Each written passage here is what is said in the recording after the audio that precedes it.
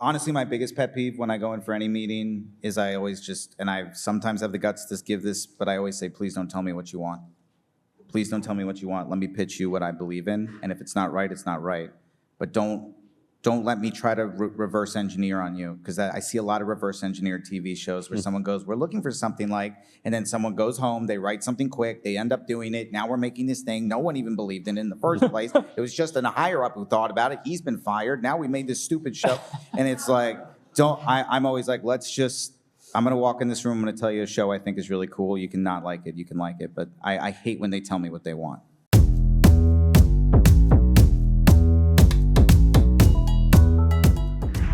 Right. Hi, everybody. Good afternoon. Welcome to the first ever live edition of Deadline's Comedy Means Business here at Just for Laughs. I'm Matt Grobar, and I'm honored to be kicking off the 2026 ComedyPRO conference. Thank you so much for being here. Today, we're looking at the subject of development from three distinct vantage points to reflect on where the comedy business is and where it's headed. First, we have the manager-producer behind the Laugh List, a new survey of the year's best unproduced comedy screenplays, which launched in association with JFL this very day. Please welcome Reg Tigerman.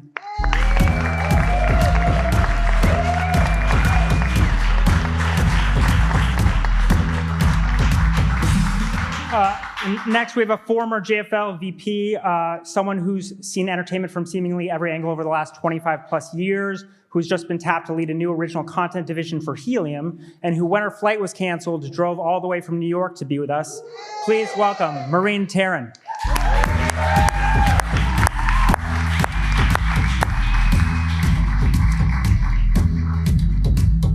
And last but not least, we have a former JFL new face, a comedian, actor, writer, and creator of the special What Happens in a Year, premiering at this year's fest. Please welcome Danny Jolles.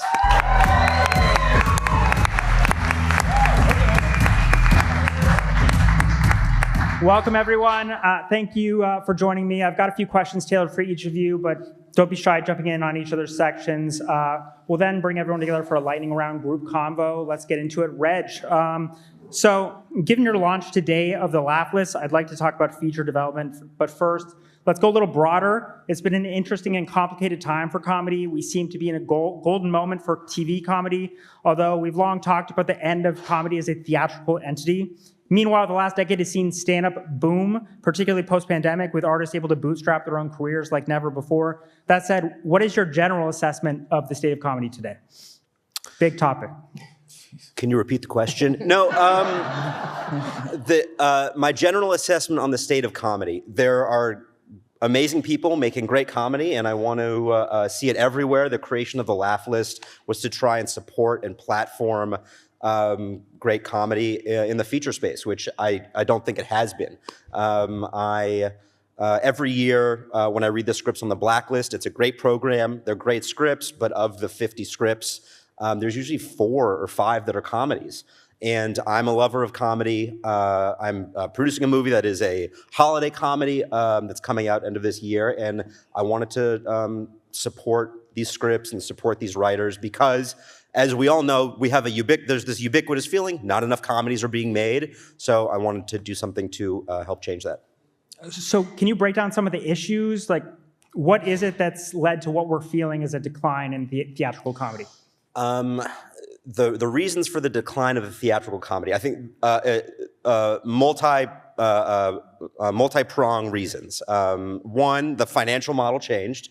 So there were all these great movies in the 90s and 2000s because all these movies could make money on DVD revenue. There were other ways to make money, whether it's DVDs or other licenses, and that dried up. So there was just less money to be able to invest in these types of movies.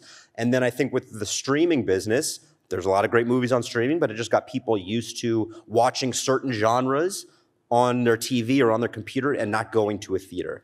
I think the tide is changing. I think people love going to a theater. People are looking to watch things that are not existing IP. They want new stories. Comedy feels like specifically a great place for original ideas, right? Yes. It's not as IP driven. That's absolutely right.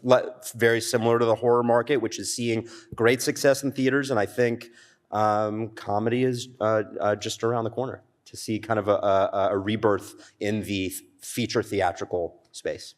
Do you feel like studios have figured out Gen Z's and Gen Alpha when it comes to comedy tastes? I don't think anyone has figured it. I think people have gotten lucky, and maybe they will figure it out. I think studios just need to take more bets, and they don't need to be $50 to $100 million bets. They can be bets like The Invite, which I don't know if you guys have seen. Very funny movie, which is kind of on its way to being profitable. So, yeah. What are some of the mandates right now? Like you said, like The Invite is a comedy, but it's got its share of heavy drama. It's a genre blending project. Yeah. I talked to Paul Feig maybe a year ago, and he was really saying like that is a thing now. You kind of you get a comedy in the back door with a genre kind of element in the mix. You know. Yes. Is that a big thing you're seeing? I think a couple years ago, executives and producers were saying, I don't want to see any comedy feature specs. I don't want to read them because I don't know what to do with them. In the last year and a half, 2 years, that has changed. People have been more open to comedy because they see an opportunity there. I loved the interview you did with Paul, and he talked very directly about watching a movie on a screen or on your computer versus in a movie theater, and the importance of that theatrical experience. And I think everyone is striving to create things that can do that. The term we use today to determine what is going to work is an event. And Yes. do you have any sense of what that even means today in terms of comedy? Like, yeah. Just something that resonates and that people want to spend $18 to go see. I'm not sure. I don't think people would have expected Backrooms and Obsession to be an event, but it became that because it was young, pioneering voices creating something different. And Curry Barker started in comedy. Comedy really bungled that because the first success he had was in horror. So Now he's trying to go back and great, fantastic. Yeah. Fantastic. Anything but Ghosts, I think, is kind of a horror comedy. Other trends, like, do you think budget has anything? Does it have something to do with this? Like, you've seen a lot of like star-driven comedies, maybe like No Hard Feelings, Jennifer Lawrence, which I loved, but at the same time, the narrative around that was the budget was like some of the budgets on these movies are too high from the outset, so they're not going to make enough money to kind of survive in a theatrical setting. I think that is totally something to consider. Yeah, I think there need to be more moderately priced comedies so people can be investing and trying to make as many as possible because you never know which one is going to hit. I'm not going to name any names, but we have seen a decent number of attempts at building comedies around major stand-ups, and they've not necessarily worked to the way that was hoped. Like, what do you think that's about? No comment. Name names. I love everyone Name in the world of names. stand-up. I think it just goes back to finding unique voices with unique stories to tell and giving them a shot. There was an amazing movie called Pizza Movie. It was the stoner movie on Hulu. So Great good. comedy. The director's Britannic. They're JFL alums. More movies like that. That feels like what we were talking about, something that's going to appeal to a younger audience that probably the budget is lower, but then again, it's a streaming title. So with that said, do you feel that streamers have been good or bad for comedy, or both? Because there have been huge comedy. Comedy's been huge on these streamers, like with these Adam Sandler movies, for example. Kevin Hart's got a new one with Marcelo Hernandez coming out Netflix like this week. So is it a mixed bag? Totally. I think both. I think it's great that comedies are getting made. And then, like I said at the beginning, it's gotten people used to not going to a theater to see comedy. And I think they've forgotten along the way how great of an experience that is to go to a movie theater and see comedy. We all have those formative moments. For me, it was sneaking into American Pie or seeing The Hangover or Jackass, and you can't have those types of experiences alone. Can you elaborate on what we're seeing like this year in terms of studios and comedy? Like, it struck me as very interesting that Paramount Primal is this label I've been tracking. I thought it was more of a genre label that Paramount has launched, but they're tackling all kinds of genres. And one of the first, like the second title they launched out of the gate, announced after A Nightmare on Elm Street was an R-rated comedy. Boys for Life from this guy, Tyler Falbo, so this Almost Friday world, who seems to have a lot of heat, young guy. Yeah. But what have you been seeing lately?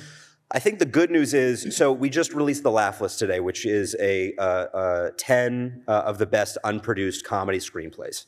And it was voted on by a team of 13 feature executives in the comedy space. They all nominated scripts, they read them, they voted on them, and they picked these 10. And I think what's great is a handful of them are set up at studios. And so that means there are executives who have good taste and are willing to bet on comedy that independently has been proven is funny. And so there's a script that you just wrote about that's on the Laugh List called I'd Like to Speak to Your Manager, that Deadline had an announcement about a few weeks ago. And so I think, as long as people with good taste have the ability to bet on things, I think it'll be a positive outcome. I still don't totally understand what is chilled comedy. Do you think it's just a cyclical thing? Like what is it that's led to this momentum we're feeling one story at a time where you're like, oh, there's something here. Like there's rumblings about comedy everywhere in the feature space. And so you kind of feel it. And just like you feel what's going on with the superhero genre, for example, like these broad trends. The question is, how did we get here?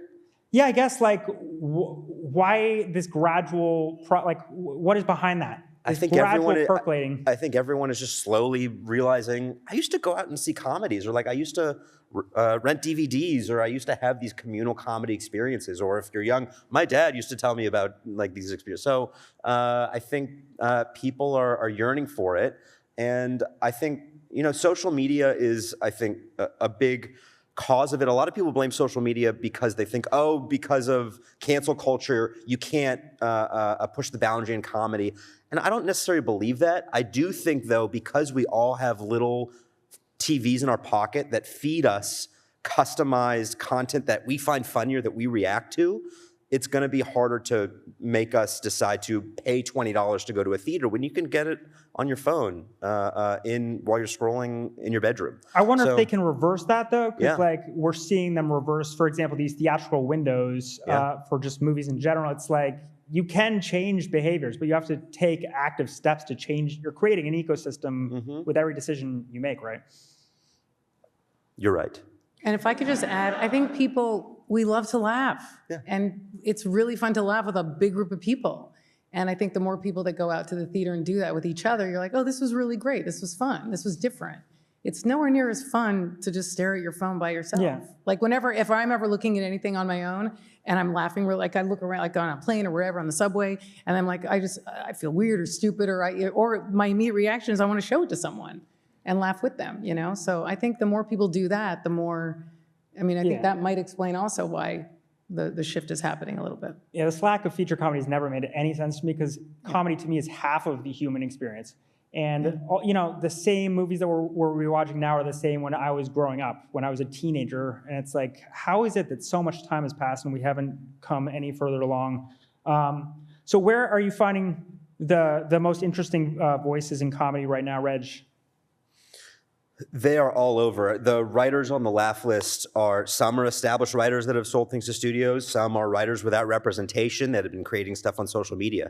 So I think that there is a specific skill to a screenplay, and it takes dedication. And I think it's a great opportunity for young writers to create something and sell something and get something made. When the TV market has become more challenging, and we're seeing now, 8 years ago, no one was writing features, everyone was writing TV.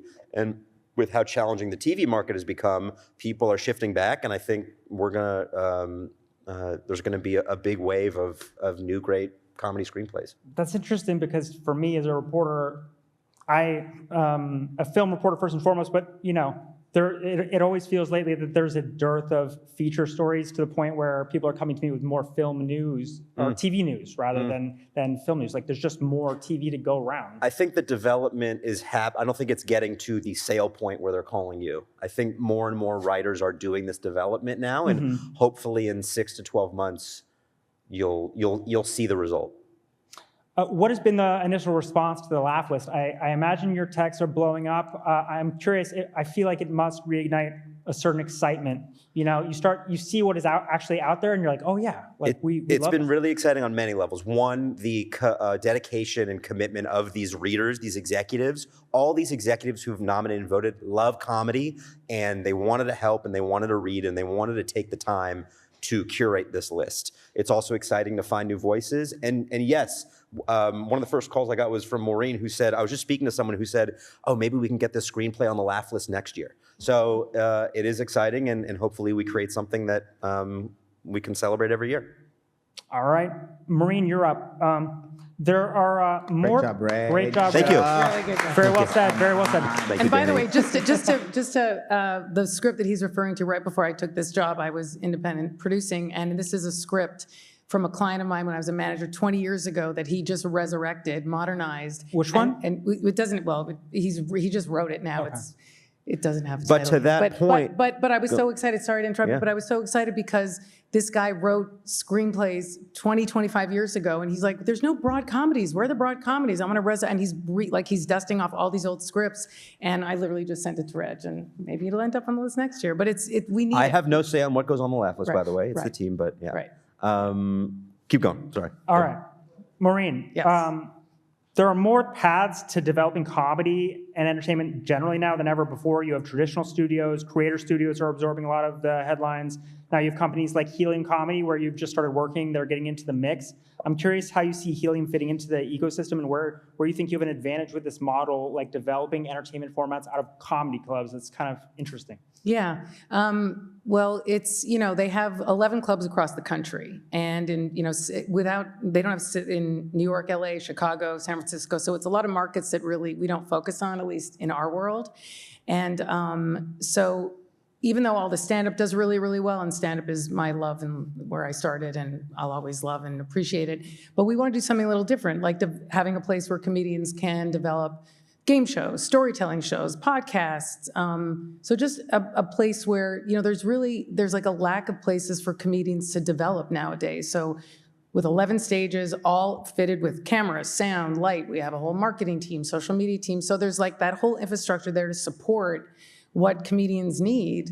And when Brad and Mark came to me and we started discussing this, we were like, yeah, there's a need for this. Like nobody's doing this. And we want to in New York anyway, I see there's a lot of, format type shows that exist in clubs, but not so much across other clubs across the country. So a great example of things that, we'd be looking to do would be something like Story Wars, if anyone's familiar with that show. Yeah, so that again, it's stand-up in its core, in its heart. It's a place for comedians to do a lot of banter, which is also another thing, what we're looking to film, and you can cut up it into clips because it's, it's a lot of banter back and forth. Another great idea would be, or another idea sort of illustrate the point, updating is another, interesting idea. We're looking for things that, back to Reg's point about why is the audience going to pay $20 to leave the house? Well, ways to sort of bring the audience in as well. Today it's a lot about everything, throwing everything at it, right? Yeah. It's like, what can work across live, digital, touring, Everything. et cetera, et cetera. Yeah, it's sort of like we're building this from the ground up, so it's kind of exciting. There's no format yet. There's no, we need to do this, we can only do that. We're like looking to do everything and anything. And like I said, the stage is there, the lights are there, the cameras are there, the editors are there. And we're just looking to collaborate and partner and be sort of like, a research and development lab, for lack of a better term, so. In what ways is a comedy club competitive as a site of discovery to YouTube? Well, there's the live component, the audience, and I think the audience is always the best way to really, really test something. And it's different. We were just talking about this earlier, like it's, so much of what's happening is the numbers, the algorithm, and, I came from a traditional TV background where the numbers mattered, but at the end of the day, the audience doesn't lie, and they need to be a part of it. And so not to say, what we're going to be doing there, obviously we wanted it to end up on YouTube at some point, but not necessarily. Maybe we'll discover something that makes great sense for a live tour across all the clubs, and then maybe it's so big that it ends up going to theaters. Like we're not looking to just focus solely on digital, but to try and, in a perfect world, it can cover everything. Mm-hmm. But yeah, I think the audience is going to be a very big part of it. I mean, I can't see a world where we do shows without the audience. So I think that's the biggest difference. Is incubating out of a company like Helium a newer phenomenon? Because I've been covering this space recently only, but I have noticed like multiple headline, like that's a concept that's definitely on people's minds. Yeah. I mean, it's they've always pretty much focused not just on stand-up. They did formats and stuff like that, but now they really want to sort of take it to that next level and also hopefully build content along with the creators, comedians, whoever. So yeah, it's like I said, it's more about how there's really not a place for comedians to develop in the way that there used to be. So. Yeah, I don't know if that answers the question, but. Certainly. So tell me if I have anything wrong here, but you've worked in management, festival programming, TV development, talent relations, live production. Over the course of your career, you've helped guide careers for comics like Chappelle, Wanda Sykes, Dane Cook, Tracy Morgan, Jim Gaffigan, Jeff Ross, Gary Goldman. So yeah, looking back. And can I also add to that list, Kimmy Gatewood, when there you go. I was the VP of programming here 20 years ago, which is bonkers. And we created the first sketch show ever. The festival never had a sketch show, believe it or not, which was crazy. And so Kimmy was the group, the Apple Sisters, and she was one of the groups that we booked. And so when anyway. And Bob Odenkirk and David Cross hosted it, and it was great. So I don't even remember what the question was, but I've covered. Yes, I've worked in lots of areas. Yeah. So the question I was getting to is, looking back, which job taught you the most about spotting a comedian with an idea that can actually scale? And what separated the comics who could build worlds from the ones who just had a great hour? Who are the empire builders, and how do you spot that? Well, it's hard to answer. This is so awkward being up here. You're like Zendaya. It feels like everybody's talking about me, but and I've been quiet the whole time. You're like Zendaya in Challengers, where you're just like. We're talking about you. We're building up to you. Yeah. No, of course. I'm building you're you the up. Headliner. Yeah. I'm middle. Oh well, Anyway, I'll tell you why it's hard to answer that, because I'm literally in this business a little over 30 years, and the answer to that question has changed so much throughout my years. I mean, when I started at the festival in 1990 is so different from what it looks like today. And I was a manager, that of all the names you mentioned, just so everyone's clear for those who don't know, I represented a lot of those people really, really early on, way before a lot of them were stars. By the way, I would never trade that for anything in the world, because I was there for all of their first. Chappelle's first Letterman, Wanda's first Conan, Dane's first Letterman. I mean, and Paula Davis, who booked Wanda, literally texted me like an hour ago. So, and she still works with Conan.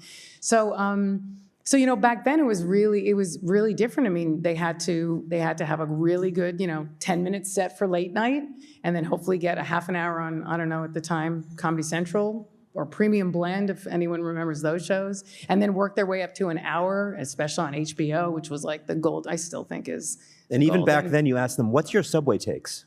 What is your We did, yeah. But it was, they really, early on in my career, which unfortunately I wish it still existed to this day, they really had to develop and become really, really strong performers, whether it was sketch, whether it was improv, whether it was stand-up. I mean, it took years, and they really had to be great at it, and there was no social media, so they had to develop their fan base all on their own through the club. So that's sort of how it, and again, I remember very early on, you have to sit through like 10 really not so great comedians to find that diamond in the rough. And I still love doing that to this day, because there's nothing more fun than that. But I think now it's and Danny and I were just talking about this earlier, it's unfortunately a little bit more about the algorithm and how many clicks you get and how many likes you get. And that doesn't necessarily translate to live. I think we've all seen a lot of stand-ups or, any comedy creators that are blowing up on Instagram, and then they do a live show and it's crickets. And it's okay. It doesn't mean you have to do really well in both mediums, but What is it? Do you have a sense of what makes something crossover? Crossover from the stage just to digital? Something that can be something bigger. I think it has to obviously appeal to a broader, bigger audience, not just focus solely on, who's staring at their phones. And I also think another thing, especially with comedy and stand-up specifically, I think it's important that you continue to grow along with your audience, but don't forget all the people that are still growing up behind you. Bill Burr, who's one of my favorites, a very dear friend as well. I'll never forget, we were out at New York Comedy Club a couple of years ago. He was running some new material, and the audience was really, really young, like primarily people in their 20s, and he was dying a horrible death. And when we were done, I said, "Oh, don't worry about it. Like, let's, you'll be fine. We'll just go to the Comedy Cellar. You'll crush there." And he was like, "No, like, it's so important. I need that younger generation. I need to be able to talk to guys my age in my mid-50s and also appeal to younger people." So I think it's important that no matter what you're doing, we're writing a movie, or but especially with comedy, it's just it's important that as you grow and evolve, your material does as well, but you also still should be able to relate to the people that are coming up. I think the best comedians are able to do that, and that's when I'm looking for something. I mean, depending on which job you're talking about, that's usually what I'm looking for. But for Helium now, for this, we're looking for people that comedians that want to do something different, try out a game show, try out a format, try out a competition show. And again, it has to live in the world of funny, but, and another thing that I wanted to mention that is exciting about what we offer is, let's say, I'll use Mark Norman as an example because we were just talking about him the other day. Let's say he's headlining a club on, a Friday and a Saturday, but he's got this great idea he wants to play around. So come in on Thursday. We can put you on Thursday. Use the stage. Use what we have. The audience is there, and try something new. Like that's so it offers lots of opportunities in ways in which comedians that are already headlining can also develop.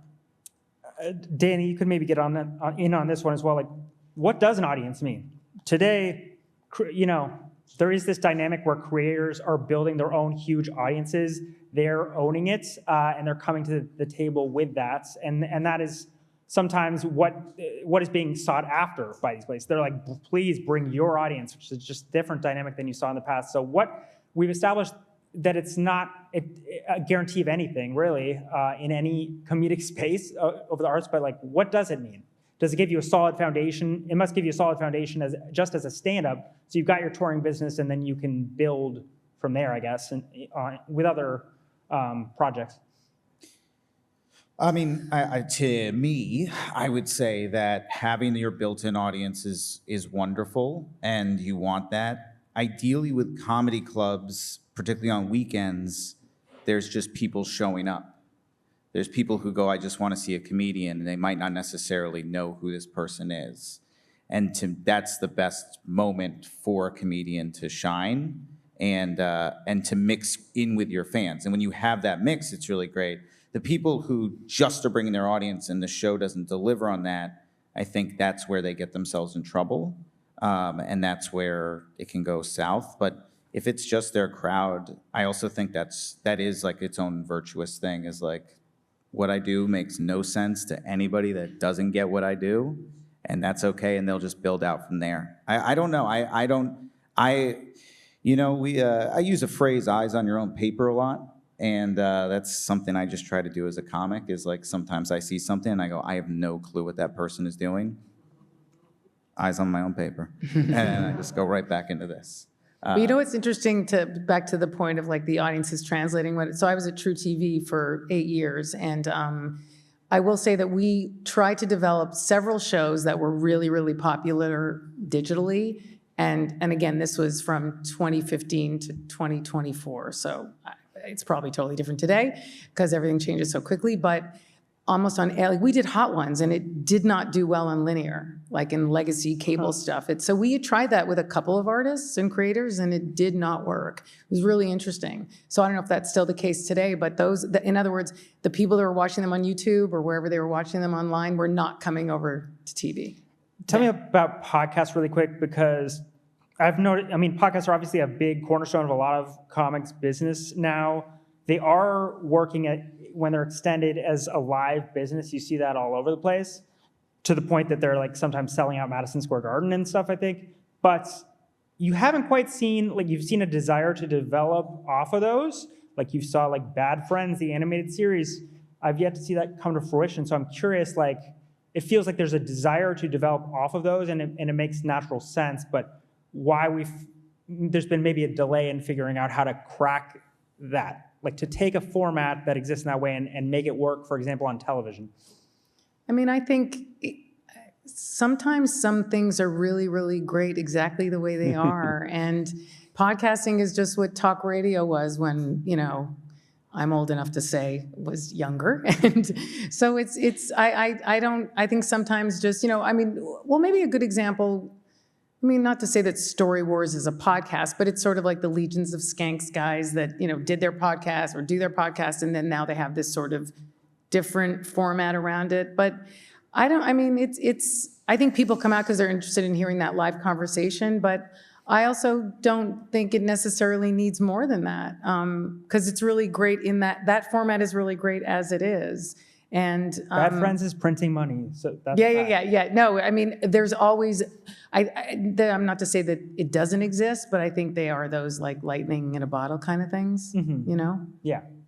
We're moving into your territory, Danny, but this works for everybody. Like, what's happening with YouTube and Netflix, for example? Like, there was at one point a perception of a line between these things, and I feel like increasingly every day that blurs. You see Netflix coming over and wanting to get the attention, the hours viewed with podcasts and things like that. I just don't understand. I'm curious about the future of digital first formats, what it takes again to make those financially viable, and like how YouTube may evolve. You saw, for example, YouTube being Emmy nominated for Subway Takes.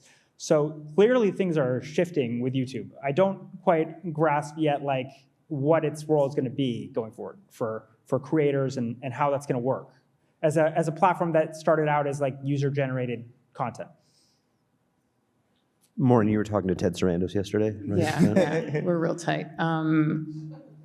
I think again, it also just comes down to the content. The content's really, really great. It works. It's not so much about where as long as it's entertaining, funny, and also, I love Subway Takes. It's one of my absolute favorites. But I don't know that would be as wonderful for a half an hour.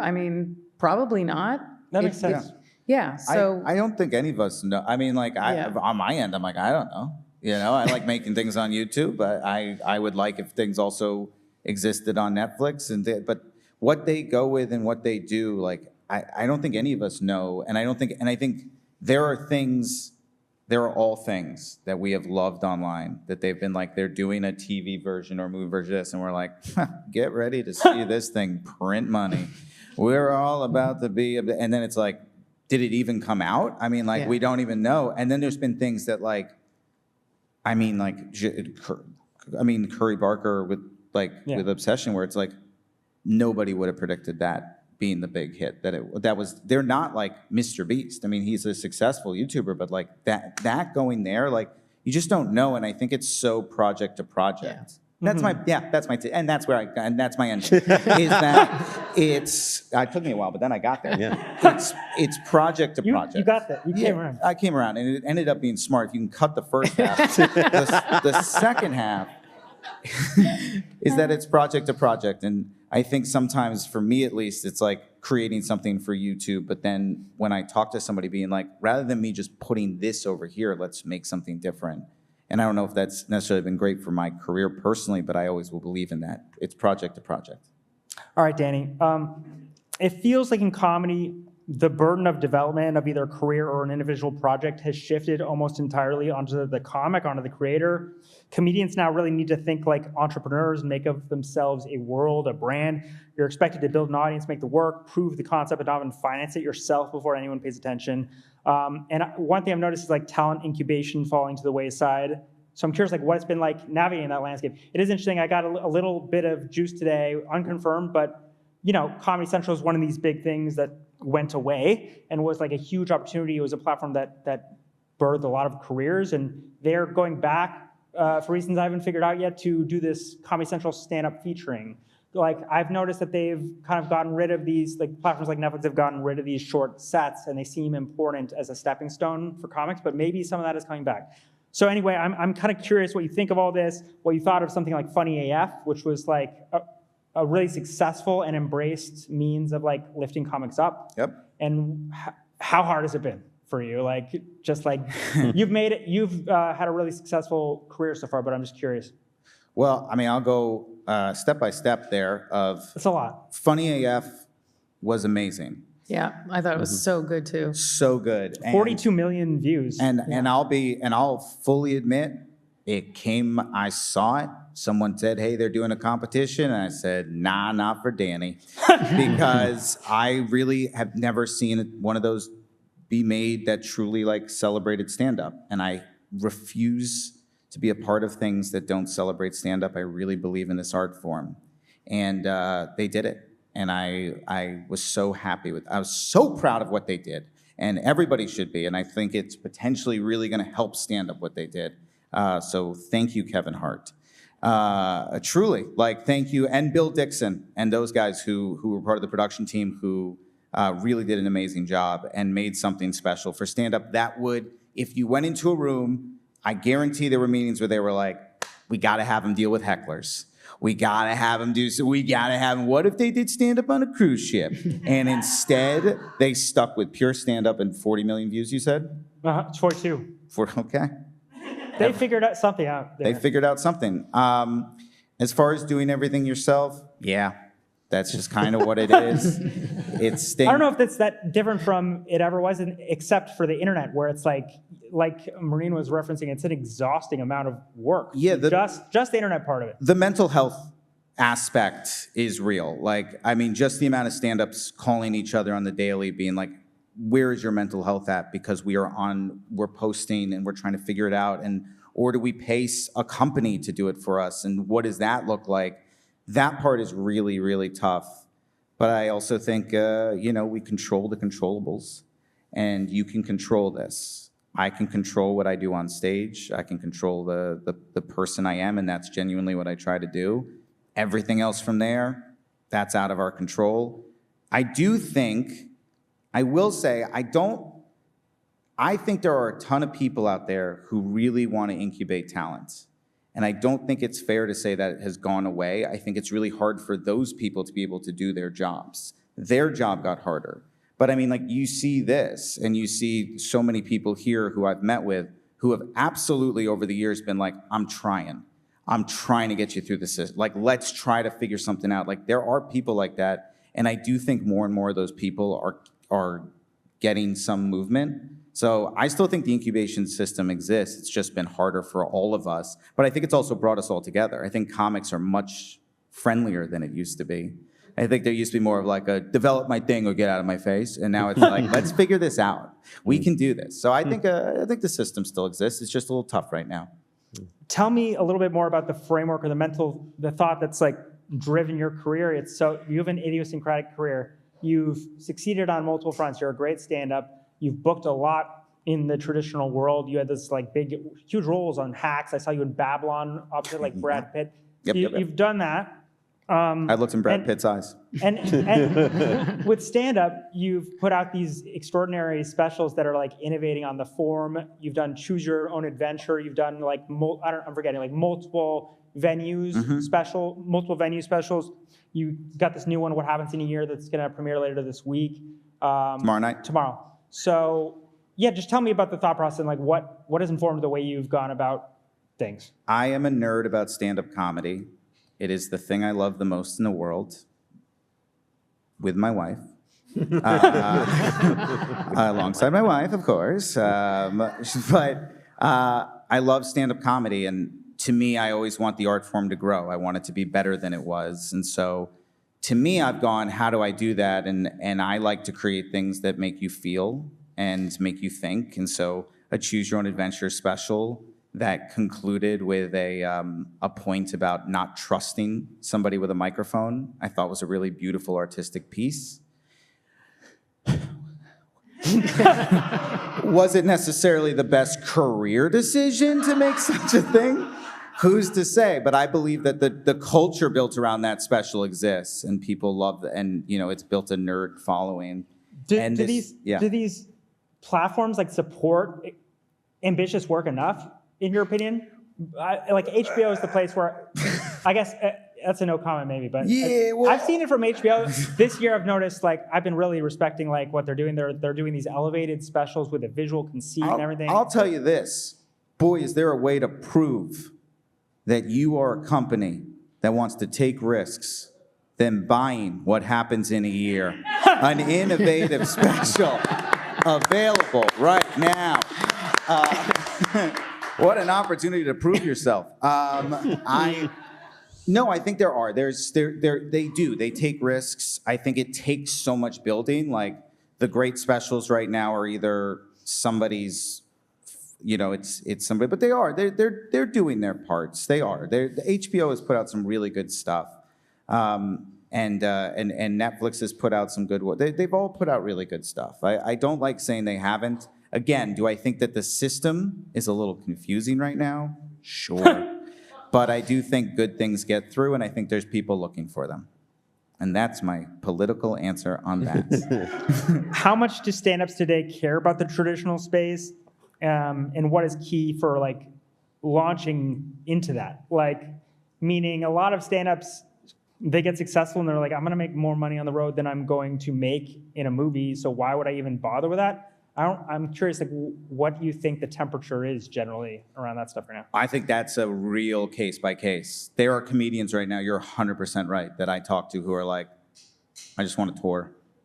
Whereas that might have been the big ambition for somebody before. There's like, I just want to get a sitcom and just be rich and. Well, and for the record, if you can move tickets now, there's so much money out there for that like you don't have to, and there's so much less money in acting that is a real move. So I think that's, in a sense, created a nice, beautiful thing where those of us that do like traditional, that do like acting and writing and creating, I think that we can kind of go like, I have taken acting roles where I've gone, I am losing money on tour dates to cancel these dates, but I want to be a part of this thing. And I think that's cool. Tell me about working with Don't Tell Comedy, the great Don't Tell Comedy on the special. Like a newer institution versus someone like the older development pipeline. Do you find like these alternate distributors or presenters are exciting and they're kind of helping elevate comics in a totally different way? Yes. I am obviously a big fan of Don't Tell Comedy. The first thing they ever filmed was my first special. That's right. And you look at where they are now. I will work with Don't Tell Comedy as much as I can for as long as I can because of the loyalty we have with each other. You hear that, Kyle? Yeah, I don't know if Kyle's even in the room. He doesn't even care. He's not in the room. But that's it. But that means it's from the heart. I do. I think that they've taken a big risk on me, and I don't forget that. And there's other companies taking risks on me. I don't forget that. I think Don't Tell Comedy has continued to push and evolve in a really good way. I think they're going to continue to. They have a lot of cool stuff coming up. And as a production company, like without going into details of the special, but in the special, you will see something catastrophic happen with the special. And what the behind the scenes is Don't Tell Comedy rushed to my aid and helped me finish that special. That special should not have been completed with a normal production company. And they stepped in big time to help me out. So I love them, and I think what they're doing is amazing, and I think it's only going to get bigger. And there's a lot of companies like them too. But yes, I cannot say enough good things about Don't Tell Comedy. You're also someone who's developed in the traditional space, TV, film. What was the biggest learning curve for you there, going into pitches or whatever it might be? A yes isn't a yes. A yes is a one more step. You have to learn to speak the language that they're talking to you. Yeah, like, and then now I'm turning back to you guys because you guys know this world too, but right, like you get that first pitch and someone's like, we love it, yes. And the first couple times I was like, boys, we did it. Buy the house, we're ready to go. And now I'm like, oh, it's 75,000 steps. It's 1 million steps to get. That's one of the biggest differences between YouTube is YouTube. With my specials, the reason I have these cool specials is because I never pitched them. Yeah. It's the one thing I could do, so I just did it. What happens in a year? If I had pitched it, you would have hated it. You would have gone, nobody will do this. It's a bad idea. It's stupid. A Choose Your Own Adventure special is a dumb idea. So I just did it. Whereas with other things, there's more steps, but that's not necessarily bad because on the other side of those steps can be something even bigger and greater. And my wife will love hearing this because she has worked in development a long time. Development has made things I've written better. and they can help you make something that would have been pretty good really great. And I do think that part of the process is really helpful. That's good to emphasize. Yeah. Because maybe there's a negative perception of development hell. Yes. Development hell, which yeah. does exist. It exists a lot. But also, notes can be really helpful. And sometimes you get a note and you're like, that really does fix this. And so I do also think notes can be great. It's a give and a take. It's a trade-off. And if you have unlimited money, make everything yourself. That's a real model people can do. But if you don't, you pick your things, like what happens in a year and some other things I've done, and I go, I'm gonna front that bill because I don't want anybody telling me what to do with this thing. And there's other things where you go, let's work with people because they can help and it can make your product better. We're going into the lightning round. Oh. What kills more projects?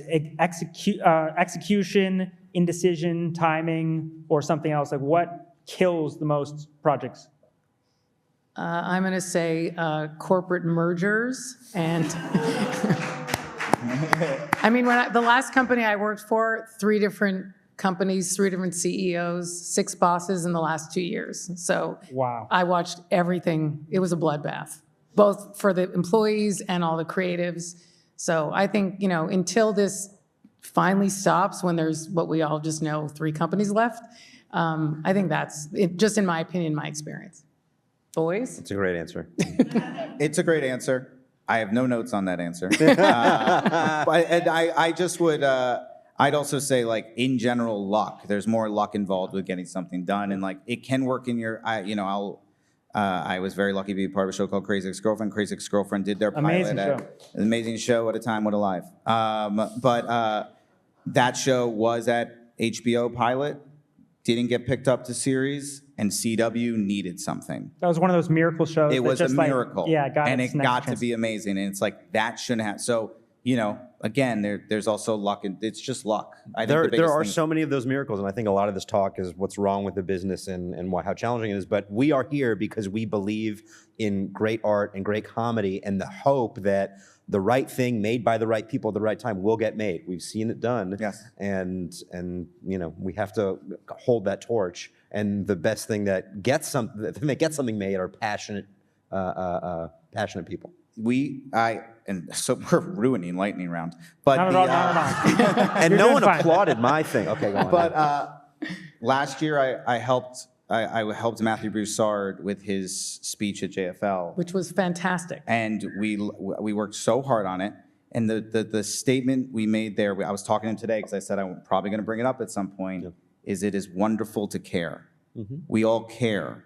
Let's be proud that we care. Let's not be ashamed. I think there's a lot of shame right now. And like, I know I'm trying to make this stupid. It's like, no, we care in this room. We love stand-up. We love comedy. We want to make it. That's fucking awesome. That's Let's the vibe do I'm that. getting at this festival. It's a very loving atmosphere. Yeah, I mean, listen, you wait till like 2 a.m. tonight. You'll see what happens. These people get nuts. But It's cool. It's different Yes. than we anything care. I've It's experienced. cool to care. Yeah. The comedy community it's unlike any other community. And it really, it's a second family to me. And, I started here when I was 20 years old. And so this place has always meant so much to me. And we just all have to support each other, the festivals, the little tiny comedy clubs, the big giant theaters, everything in between. And, with what Danny was saying about Don't Tell Comedy, when they started, I was so excited and I love watching what they're doing. And Kyle stepped in at a time when, Comedy Central was fading. I was at True TV at the time and it was starting. We knew that was going to be going away. So he stepped in and realized there is such a, it's not just about the Netflix special or the HBO special, which are all great and wonderful, but we all remember a time where there were so many comedians in, we'll say the mid-level, whatever, for lack of a better term, that don't have a place. That Funny AF is really also opening up those doors. And to take a competition show like that's been, the last comic standing, there's been so many. They reinvented it. They made it fresh and new and different. Don't Tell Comedy's doing the same thing. I think we need to all spend more time looking at all the good that's been happening and less on all the bad. Also, Danny, Funny AF is doing a season 2. You have a shot. Listen, Yeah. and believe me, we'll see what happens. But yeah. Also, I point out to people all the time. I go, because there's so many. I hear a lot of people say you got to be able to move tickets. You have to be able to move tickets. And I go every week. Don't Tell Comedy moves a lot of tickets without ever announcing a comedian on the lineup. Yep. People just come because they trust the product. Yeah. Who else is doing something in comedy in a way everyone should be paying attention to, either an individual comic or a company, someone who's a disruptor or someone who's doing something right? One thing that comes to mind is a company called American High, which originated because the director and producer bought a high school in Syracuse, New York. But the really amazing and innovative thing they've done in the last 2 years is built out their own digital platform. They self-financed and produced a web series called Minimum Wage, and now it's a 24-episode series on Netflix. So it's a great example of people investing in great voices and seeing success from it. Those long episode orders would be nice to come back, by the way, right? It's like, that's what makes you really invest in characters, like on The Office or any of these classic shows. And it's important with comedy as in anything else, right? It'd be great. Anybody else you would want to shout out? Smosh and Dropout, doing really good work. And I haven't even, so that's just coming from a fandom place. I just think they're doing really great stuff. And Helium's about to try, And Helium, so there's obviously. that. And there's Helium. No, but no, I mean, yeah, it's just places that are willing again to just to invest and to be a little patient and to give people a place to play. If those are the disruptors, that's crazy to think that, because those shouldn't be disruptors. Those should be what it is. But if that's what a disruptor is, then great, I'll be one. What is a development buzzword you never want to hear again? Oh God.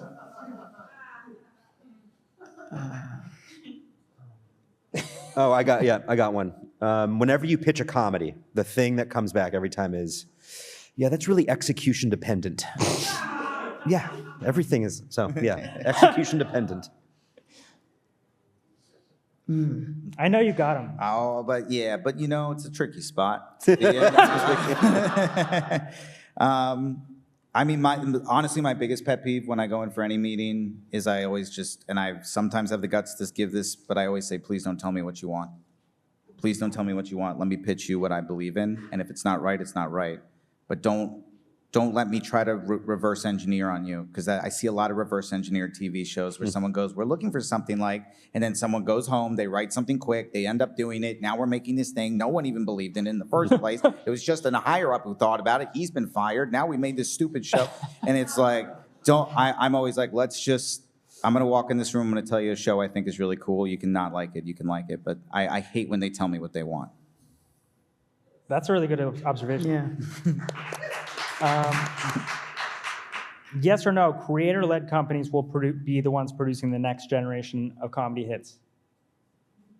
Yes. Yes. Who knows? I still believe. But also, but wasn't that always the case, though? Yeah. Writers thinking up what to write, directors thinking what to, I think sometimes it's just the semantics that's changed. Yeah, but at the end of the day, the heart is in the talent and the creative process. So now they're called creators. Before they were called writers.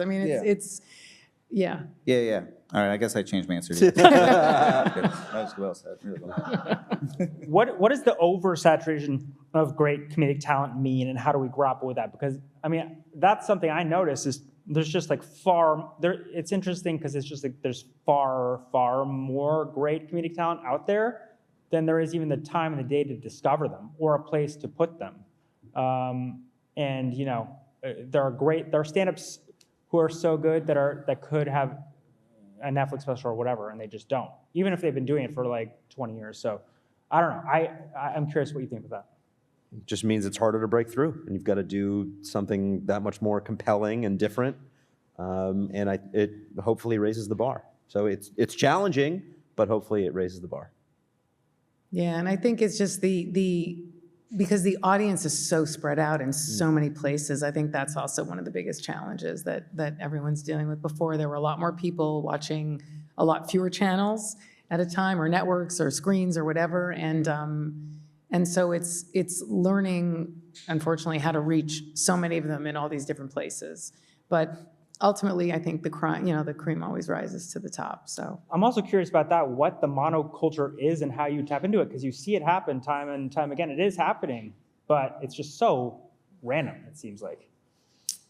Yeah, I mean, I wish I had all the answers, but it's again, I just think if you work hard, you do a really great job of what you do, and focus on all the areas that you can focus on, from digital to live to podcast to everything. And you know, I'm also a big believer, like, sticking to what you know is really great and really funny for you, and then your audience is going to find you. I have never, from when I was a manager, when I was a development executive, when any job I've ever had, I've never believed in, oh, well, now you, like, to what you were saying, like, well, now you got to do this thing because that's what they want. It's like, no, do the thing that you do. They're going to find you, because you've got to be, especially with comedy. I mean, it's all about the truth. You always have to stick to that truth. Yeah. I will continue to make weird and crazy specials until that's what people want. And when they do, I'll be in that corner. But I stick to my corner, and that's what I do. Are you working on your next one yet? Well, yeah. In progress? But let's get through this one. You know what I mean? We still got to figure out where this one goes. But yes, I'm working on I that. got you. I'll go positive. Best note you ever received in a development context? Ooh. Or best feedback? Is it just for me? Best note I ever received. I mean, other than tighten it up, I think the biggest note in my career I ever got was, I mean, this is not funny, but and a little peek behind the curtain, but someone just said, "You're likable. Be likable. Don't be afraid to be likable," and that really helped me because I was trying to be cool. That's sweet. Yeah. So I told you it wasn't funny, but that's what happened. I liked it. You guys? Maureen, favorite note you ever given? Favorite note I've ever, I was like, yeah, people don't, I mean, Yeah. I don't get, I mean, I get feedback, yeah. obviously, but, I guess maybe best develop. Do you have a best meeting? oh my God. I mean, to be honest with you, it's like literally like choosing your favorite child. I don't have children, so I guess I could say that. But no, it's just for me, and you know, and I guess I'm gonna go back to Kimmy. Like, no, but true. Like honestly, like when I look at my career and all the people that I was a part of, you know, giving those firsts to, not just me, but all the people I've worked with, like. Seeing so many of those people where they are today, like I mean, I get it, like I get them. Like literally, I was sitting in my living room, I'm watching the TV. I see Kimmy, directed by Kimmy Gatewood, and I'm like, I had something to do with that. Like I take a lot of pride after all these years, seeing the amount of people that I've worked with that have gone on in it. And I say to all of them, I was telling Rami this very recently. I discovered Rami when he was working at the Apple Store doing improv at the Pit, and I booked him at this festival.